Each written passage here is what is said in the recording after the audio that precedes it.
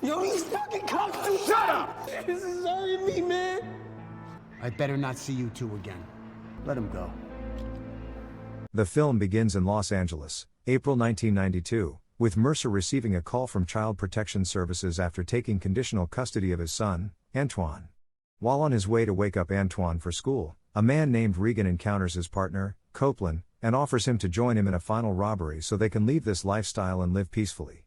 Back at Mercer's house, he provides Antoine with breakfast, which he does not consume. Meanwhile, the news reports that a white cop called Rodney King brutally beat up a black innocent guy with some of his officers and is now on trial, capturing the interest of the black community. Mercer tries to speak with Antoine, but he wants an explanation for abandoning him throughout his childhood and failing to attend his mother's accident. Mercer tolerates his attitude, but he loses his cool and yells at him for using profanity under his breath after Mercer imposes a curfew on him after school hours due to the worsening Rodney situation. Regan, on the other hand, picks up his brother Dennis and visits his jerk of a father to demonstrate how they intend to carry out their theft. Meanwhile, Mercer visits a grocery store and discovers several rookie thugs harassing the Asian cashier. Mercer calmly tells them not to harass the woman, so they take out their guns and place them over his head. Suddenly, their elder, Devil, pulls them back and scolds them for not knowing who Mercer is or how important he was in their community back then.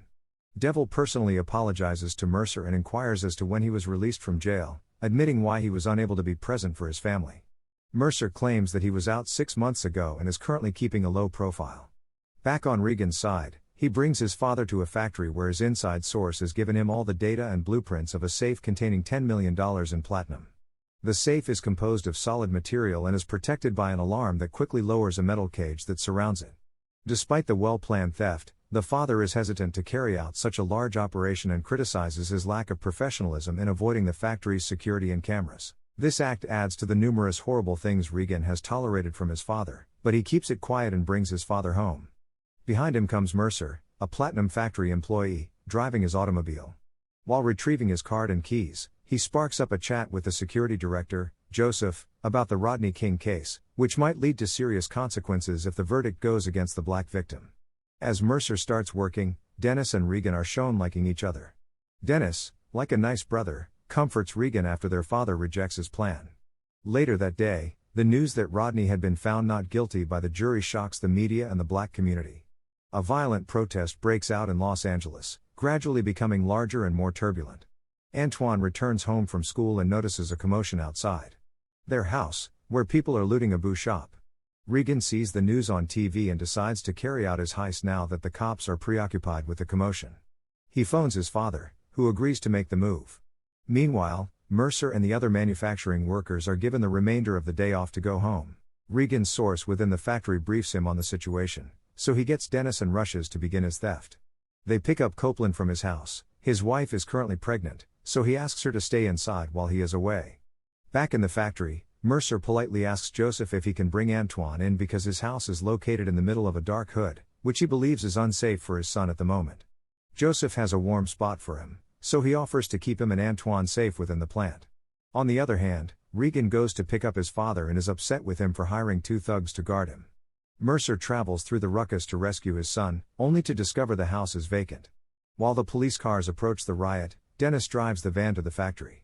Joseph grows tired of sitting in front of the surveillance monitors, so he takes a tour of the building. Regan tases and ties up the security man outside before driving their van through the main door.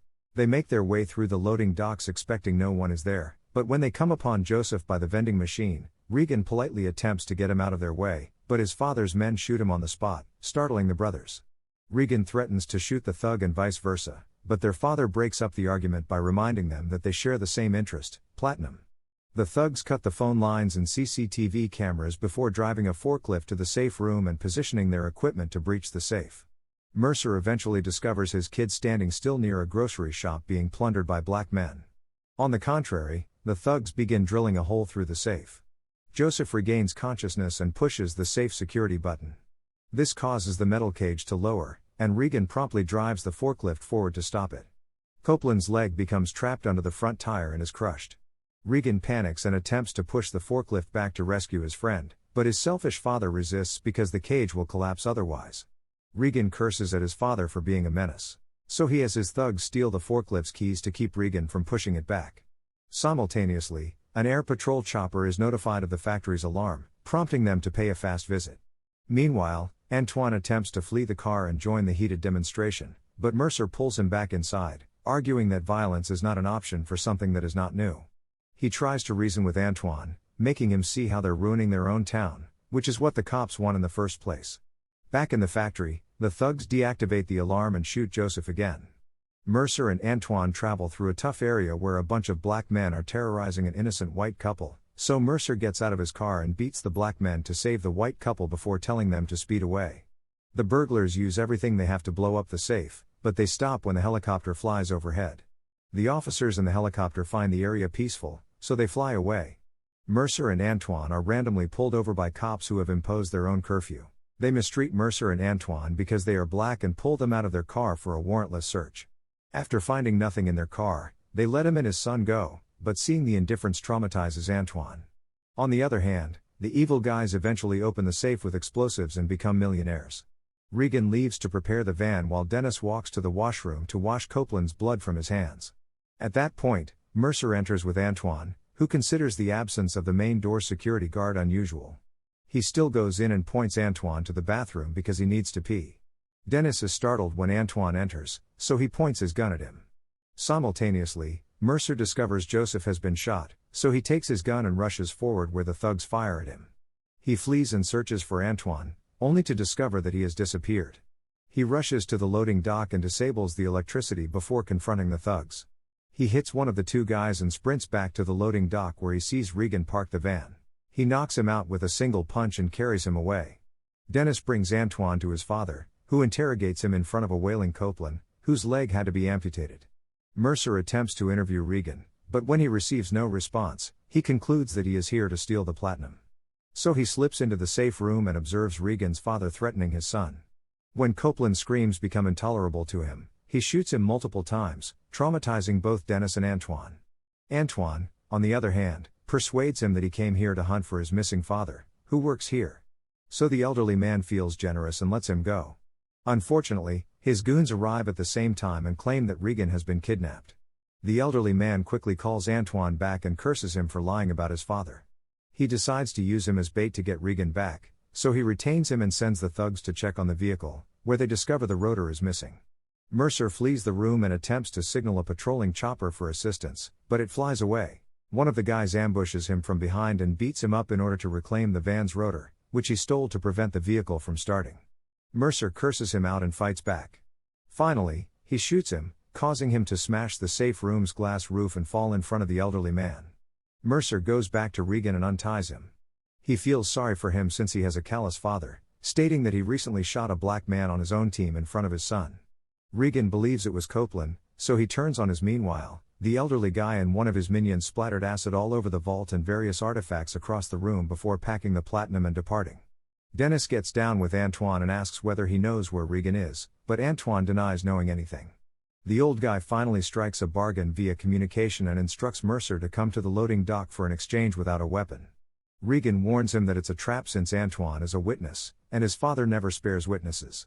As a result, Mercer relies on Regan, who cooperates. Dennis is seen at the loading docks carrying the platinum into the van. The old man repairs the van's rotor but chooses to shoot Antoine to punish the thug Mercer just killed. Mercer instantly pushes Regan toward the van and fires his gun, shooting Dennis. Finally, Regan assists Dennis in getting into the vehicle driven by Mercer and Antoine, who depart with the platinum. Regan's father, hungry for money, steals Mercer's car near the main gate with his thug and pursues them.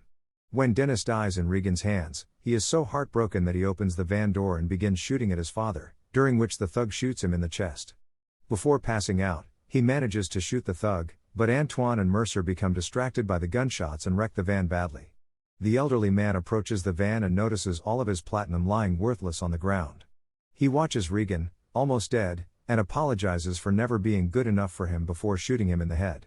When he hears Mercer pulling himself out of the van, he approaches to shoot him, but Antoine shoots him from behind with his shaky hands, saving his father. The movie closes with the father and son hugging each other and driving away in their automobile. Thank you for watching.